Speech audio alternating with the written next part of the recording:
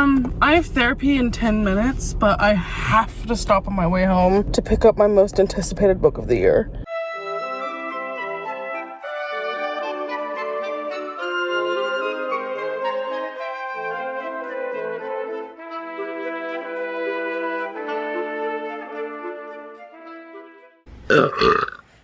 Cherry limeade. Well, therapy's over. We talked about how much I hate men. So fucking excited. Okay, first of all, hi. I'm 90% sure I'm gonna make this into its own reading vlog, so welcome to the Fourth Wing vlog. Obvious major spoilers ahead. I have been on the waitlist for Fourth Wing by Rebecca Yarros since June 25th, and today is August 1st. I feel like I have not heard more hype for a book since A Court of Mist and Fury in 2016, when everyone was like, this book is the greatest thing to grace YA bookshelves. And it clearly wasn't YA. But I have purposefully kept myself in the dark about this book. I know very little. The little that I do know about it is obviously dragons. Everyone is obsessed with this book. I've heard of one negative review. I did not see it myself. It was reported to me. My best friend Shelby just read this. We don't have identical taste in books, but she, like me, is very appropriately honest, and we don't just rate anything 5 stars. And she gave this 5 stars and said it's one of her favorite, if not her new favorite book of all time. And now I feel like, because I've been waiting so long to read this, it might have just built up so much that it can never live up to that. Because in my head, I'm like, this is about to be the single greatest thing that's ever been penned. So come along with me, Willy Wonka style. We'll see a world of pure imagination. And we'll yell, hi. Can I help you? Okay. I don't even want to read the synopsis. Like, I just want to start reading. Hopefully that was enough of an intro, because I really just want to turn this off and go on my couch now. I'm gonna preface this right now. I love fantasy. I also love like the emerging genre of like new adult fantasy. I don't think I've ever read a book with dragons. I don't know that I would love it. My main takeaway is book talk. I hope you did not do me wrong. And I hope I'm not so much of a curmudgeon these days that I can't find it within me to enjoy this. But I'm about to become so basic. And if this is my new favorite book of the year, then so be it. I actually really hope that it is. But we're gonna see how far I can get tonight. Chapter 1. I'm hoping I'm recording me starting my new favorite book of all time. Oh my god. Why did I just flip through? I saw the word clit. Ugh, this font is so tiny. I need this book to transport me. I need to not know my name for the next 4 hours. I'm so excited.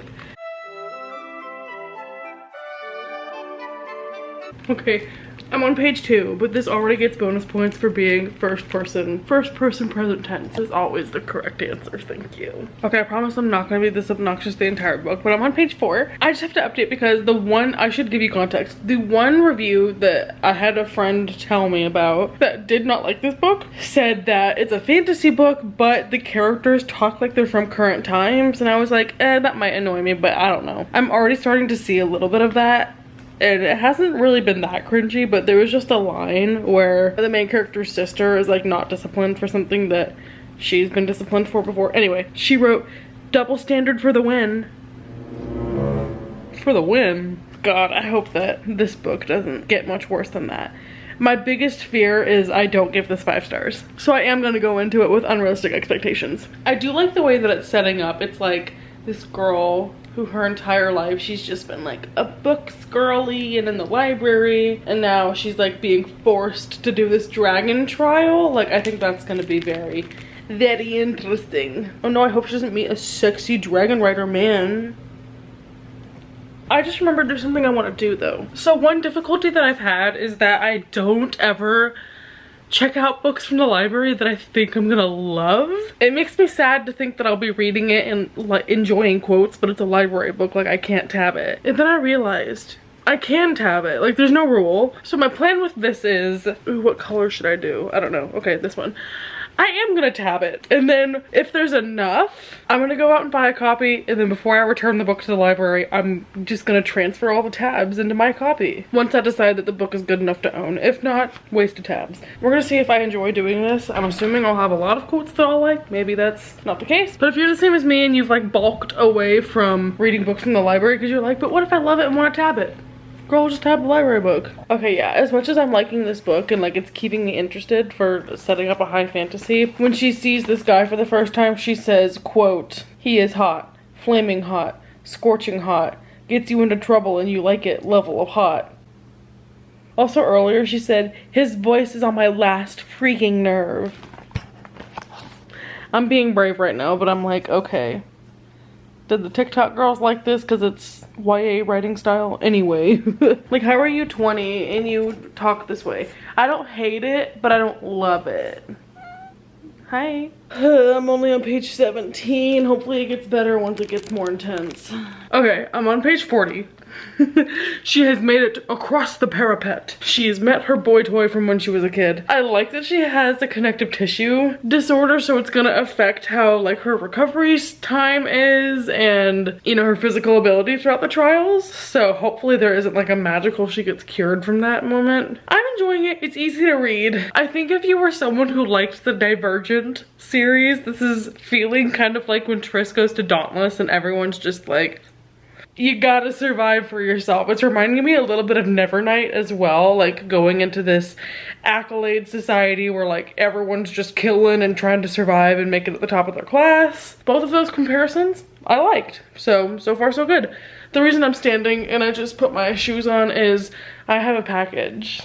And the package contains snow cone syrup and I kind of want a snow cone. I'm gonna go check my mail and I'll continue afterward. I just had a snow cone.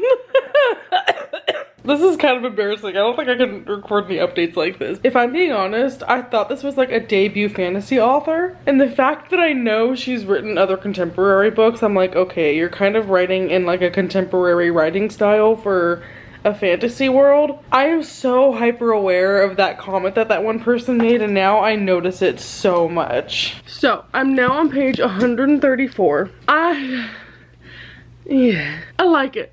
I like it.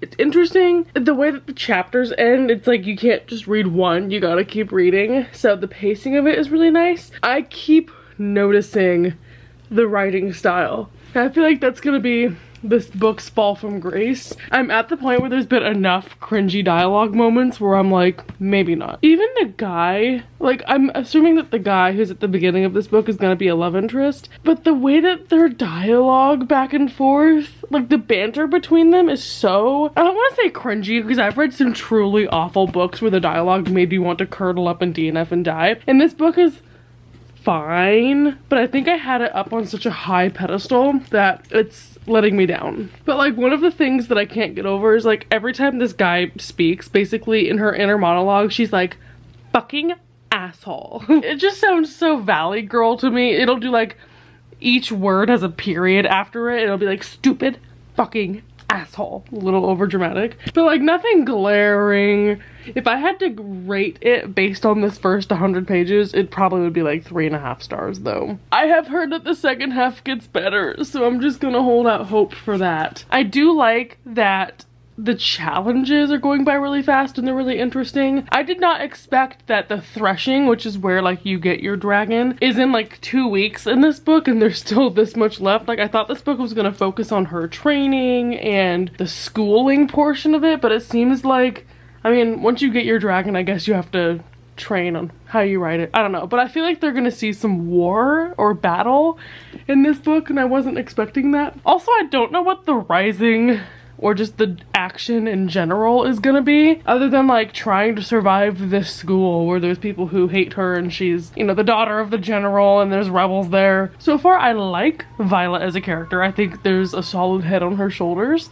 I like her moral compass. I don't think she's stupid. Again, it's literally just her inner monologue that makes her cringy to me. Nothing that she's actually done. I'm not gonna say said or done, because sometimes the things she says, I'm like, ugh. I'm off work for the night, so I'm gonna try and get to page like 200 maybe, then I can get halfway through. Come on over. Okay, here's the deal. It is 20 minutes until my bedtime. I've not showered or anything. I got to page 227. I can't stop. I'm nowhere near stopping for the night, unfortunately.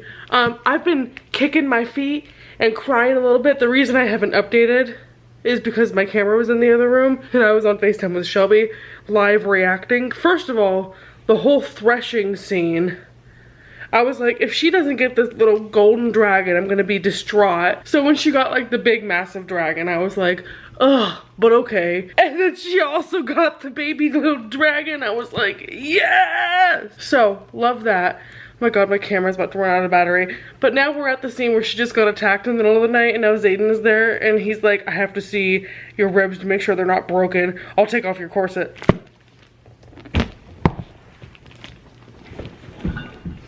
Our God is an awesome God, he reigns. It's so good. It's good in like a storytelling, angsty way, but not in like a craft way. I don't know if that makes any sense, but I'm still struggling with the writing style. The tension is starting to build and I like the plot of it is really good. That's what I'll say. For the record, just based on the past 10 pages by themselves, I think this book is getting bumped up to a 4 stars. So about halfway through, I'm saying 4 stars. We'll see if it gets bumped to a 5. Every single time this book has a good scene, the character goes and says something stupid like, in a sick, twisted way, his rescue was pretty damned hot. Stop saying hot. We are not in middle school. Like, not to give this author a masterclass in writing, but saying something is hot versus writing out the tension of it. So like, why was it hot?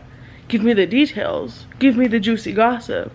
I don't care that it was hot. Explain it to me.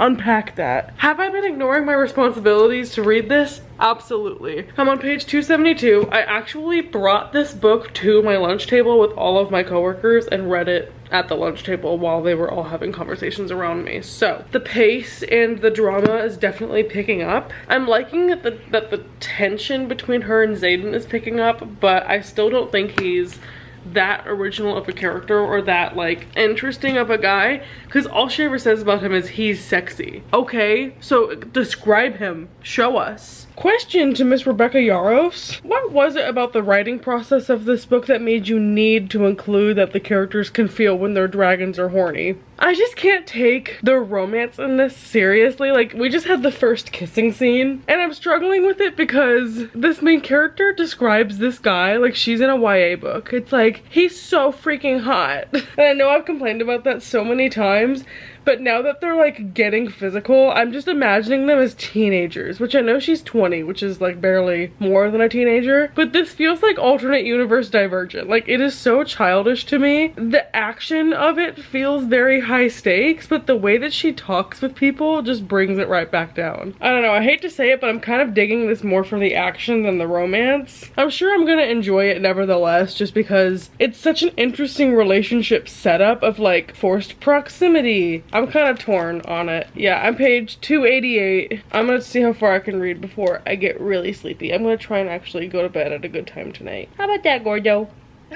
Okay, I agree. Okay. Anything else? Okay. Hi everyone.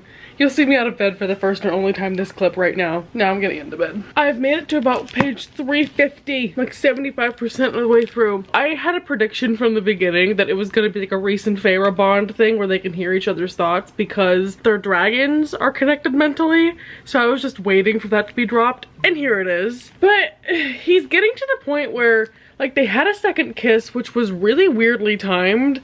Did not like it. He's now starting to talk to her and like be flirty, and I love the whole dynamic that like his family killed hers and hers killed his, so they hate each other. But I feel like that's been glossed over and now they're just like over it. I mean, from the beginning, Violet was pretty like whatever about him. Like, she was immediately attracted to him and he was the one like, I'm gonna kill you, leave me alone. Now he's like flirting with her in her head and like telling her he wants to do more than kiss her. And I just feel like there wasn't a good enough progression from enemies to lovers. Like, it just kind of, the switch flipped. And for Violet, there wasn't really even a flip. She just like stayed on the side of smash. But I'm still liking it. I think the plot is interesting, especially with like dragon trainer and writer books. There's a lot of room in that genre for like new and interesting things. So I think this is just like the first series that's done this, and I'm sure there's gonna be people that do stuff similar afterward to try and replicate it. So I like the whole dragon thing. I like that they can talk. I like that these dragons are like not immortal beings, but you know, like ancient and super smart and can incinerate you at any whim, so you have to respect them. Like, I like that relationship they have with them. But the way that Violet talks to her dragons, I'm like, are you 12? She does not give them the respect that they're due. Like, any other dragon would have killed her by now because she's so annoying. But yeah, I'm going over to Shelby's at like 6 o'clock so I can go swimming and have a burger. So I've got a couple hours to kill. Okay, I'm home from Shelby's where I took a swim, and then afterward read some of this. This light is super bright. I didn't have my camera so I couldn't record, but I was ranting to her as I was reading. I'm on page 368, and I just got to the scene where Violet kills someone for the first time. She kills someone who has been trying to kill her for basically the entire year and has killed some of her friends. And prior to her murdering him, he basically killed one of her friends. And I know that it's significant to have like the first time the character kills someone, they need to have their like moment of regret and come to terms with what's just happened. But she's like, oh my god, I killed him, oh my god, he doesn't deserve to live. Girl, he tried to kill you first. And what did you think you were going to be doing in the military? I'm just getting really exasperated with how frail she is. Like, nothing to do with her disability, obviously, but just the way that she thinks. I'm like, what were you expecting, girl? And then the way that Xaden comforts her about it is also so awkward. It's like in front of everyone, and he's like, he was gonna die one way or another. I'm finding more complaints about this, and maybe it was just because I was with Shelby, so I was like out loud just kind of clowning on it. So I read last night and fell asleep before I could update, but I got through the first sex scene and I read most of it with this expression. At this point, this book is starting to feel a bit like trope soup, and I guess it's because I've read so many sex scenes over the years that I need it to be like new and interesting, and this book just does all the like lines of dialogue and things that like everyone enjoys, but I'm like, been there, done that, because it had the whole moment of like, tell me to stop, and she's like, no, which I know everyone enjoys, but I'm like, ugh. And just the fact that they were like using their powers and breaking things in the room, and they were everywhere except the bed. I just didn't like it. Like, it was fine. I think my expectations were so high and this book is so average that I'm like, what's going on? I'm on page 384. I can't wait for the new sexual tension that's about to be in this book, because every time she and Xaden look at each other, they're about to be like, oh my god, remember when you were inside me? I'm gonna be like, oh my, can you fight people? Can you get on your dragon and leave each other alone? Oh, sorry, are we hungry? Okay, well, I have to go apparently because Goblin needs breakfast. I'm in pain. I'm in the middle of another sex scene. I'm in pain. It's painful. I've realized I just don't get the chemistry between these two characters because nothing has happened to make them get closer to each other than proximity for a year, and it still hasn't touched on their families killing each other. Every single time they're around each other, she's like, I'm in love with him. And just now they had this scene where like she admitted it, and she said, I have to speak my truth. Every single thing out of Xaden's mouth, he speaks like he just learned the F word yesterday, because everything is so fucking blank. Like, she's so fucking beautiful or so fucking stubborn. Like, I know that sounds basic, but he overuses it so much that it's like, you sound silly. I'm reading this scene now. I don't even remember the line of dialogue I read that made me stop and know I had to turn on the camera, but it was like, oh my god, he starts eating her out and she goes, oh gods, and he's like, which one? Because there's only 2 of us in this room and I don't share, or like something so dumb. I keep reading the dialogue and this being like, ooh, the author really thought she ate with that line, didn't she? Yeah, I'm on page 418. When is this over? 500? I can make it. If I'm gonna live react to this sex scene, I'll just keep the camera rolling. I'm just gonna be saying ew the entire time. Even when I wasn't on FaceTime with Bonnie, I was like reading this in the bathtub earlier, and every single scene I was just like, the writing is so weak because it's this magnificent fantasy world with these otherworldly creatures, and she just writes like it's Joe from down the street. And she's trying to hit the buzzword of like every line of dialogue that the TikTok girlies like. Like he's like, don't fall in love with me. Girl, be so serious. I can't stand him. Ew! She said, your mouth is... There's no words for that. This dialogue could not be less unsexy.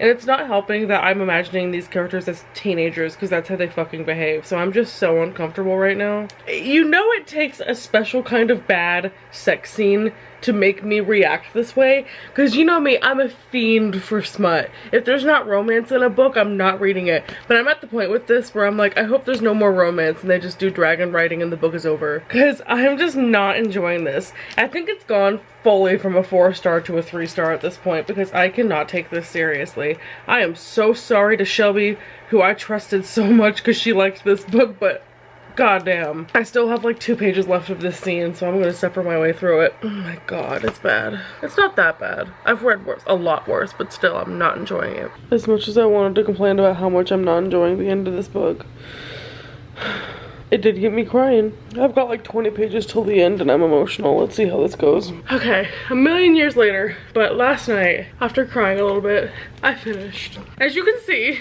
I only used my tabs like 5 times. I'm embarrassed that I thought I would like this enough to buy my own copy. So I'm removing these sticky tabs, reminiscing on the clownery of me on page 28 thinking I would love this book. Cause, I think we're ending off here on like 2.5 stars. 3 if I'm being generous. The betrayal at the end did not hit that hard for me because it's like, you're literally hanging out with people with giant tattoos all down their faces and arms to symbolize that they're rebellion children. Like, why am I surprised that the children of the rebellion are working with the rebellion? So that reveal was just done super weak for me. I was like, okay. And then it didn't go into enough, like the venom part of it, or the like the magical humans with like the red eyes. You could tell from like the second time that that book was introduced that there was something significant there. So like that didn't feel like that much of a plot twist. I honestly debated skim reading like the last 50 pages of this because when it got to just the battle scenes, I didn't love the writing of it. It wasn't fast paced. And I think what bugged me about it is because I was so ready for this to be like a brutal war book. And there are some really graphic descriptions of like dragons dismembering other dragons and people and stuff. But I was expecting it to be like Game of Thrones level of brutality where it's like we're in a civil war or just a war. I don't even understand the politics. The map in this is so confusing. I'm like, what does dotted line mean and why is this one here? Like, I don't understand the world. I don't understand the different kingdoms and who's fighting who. But I hate that in every single scene where these characters are like fighting, it's like we have to defend people. There's innocents losing their lives, which makes me sound like I would just let them die. But I just think it's so corny that they're like, we have to do good. And it's like, girl, you've been training on dragons who like incinerate people for looking at them weird. There's such a weird thing of like, they're these badass rebels, are like the most lethal people in the country, but the only reason they fight is because they want to be nice and help people. Like, I wish they had a more intense reason, or not even have a reason. I just wish they were like more warriors than that. The plot twist on the last page and how the book ends, I didn't see coming, but I was like, oh my god. I hate it whenever characters call each other what they are. Like, I never see my sister and go, hey big sister. I never see my cousin and go, hey cousin.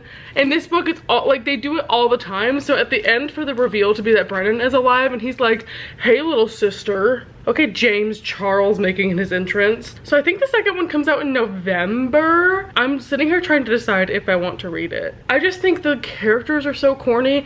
And for me, it all boils down to the writing style. I think I would have enjoyed this book if the author didn't make it sound so unserious. Because all of the characters are ruined for me because their dialogue is bad or their inner monologue is cringy. When it switched to Xaden's perspective at the end of this, I was like, ugh! And it's so lame how he's like, the most beautiful woman I've ever seen has kept me hard for a year straight. I'm like, shut up! I really wish that the dragons had continued to be this like immortal, like no one thinks like them. They have this ancientness to them that belittles every other character because they're so wise. But the dragons are like talking to her like they're also teenagers. I'm disappointed more in myself that I couldn't enjoy this as much as everyone else, but that just goes to show I just need to lower my expectations because at this point I'm incapable of enjoying anything. This book is $30. That's a scam. That is a scam.